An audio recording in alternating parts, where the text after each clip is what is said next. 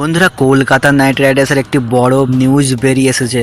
তো বন্ধুরা, আপনারা সকলে জানেন কেকেআরের মাত্র দুটি উইকেট কিপারই ছিল।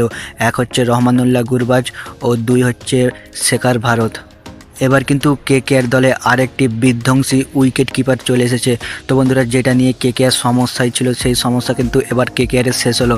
তো আজ এই ভিডিওর মাধ্যমে সেই প্লেয়ারের নাম বলবো যে কোন প্লেয়ারকে কেকেআর নিয়েছে আর তার জায়গায় কোন প্লেয়ার বাদ হয়েছে, সমস্ত কিছু নিয়ে আজ বিস্তারিত আলোচনা করব। তো ভিডিওটি ইন্টারেস্টিং হতে চলেছে। যারা আমার চ্যানেলে প্রথমবার এসেছেন চ্যানেলটিকে সাবস্ক্রাইব করে দেবেন। তো চলুন ভিডিওটি শুরু করা যাক। বন্ধুরা, আপনারা সকলে জানেন জেসন রয় ও রহমানুল্লাহ গুরবাজ এই দুই ওপেনিং জুটি কিন্তু দুর্দান্ত ওপেনিং জুটি করেছিল গত বছর আইপিএলে। এই দুই ব্যাটসম্যান কিন্তু দুর্দান্ত ফর্মে ছিল। তো এবছর কিন্তু রহমানুল্লাহ গুরবাজ কিন্তু ফর্মে নেই, আর তার সাথে জেসন রয় সেও কিন্তু খুব একটা ভালো ফর্মে দেখা যাচ্ছিল না। কলকাতার টুইটারের মাধ্যমে একটি নিউজ দিয়েছে যে জেসন রয় তার নিজের পার্সোনাল কারণে সে আইপিএল খেলছে না। তো তার জায়গায় কেকেআরের বিধ্বংসী ব্যাটসম্যান ফিল সল্টকে নিয়েছে কেকেআর। তো জেসন রয়ের পরিবর্তে ফিল সল্টকে নিয়েছে।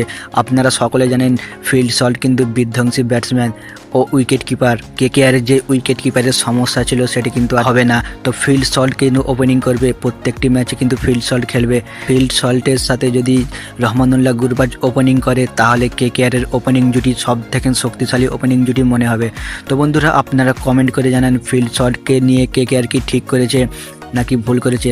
আর জেসন রয় সে নিজের পার্সোনাল কারণে আইপিএল ছেড়ে চলে গেছে। তো এটা কি জেসন রয় ঠিক করেছে? আপনারা কমেন্ট করে জানাবেন। এরকমই কেকেআরের যদি নিউজ বেরিয়ে আসে আপনারা এই চ্যানেলের মাধ্যমে পেয়ে যাবেন। আবারও অন্য কোনো ভিডিওতে দেখা হবে। ধন্যবাদ।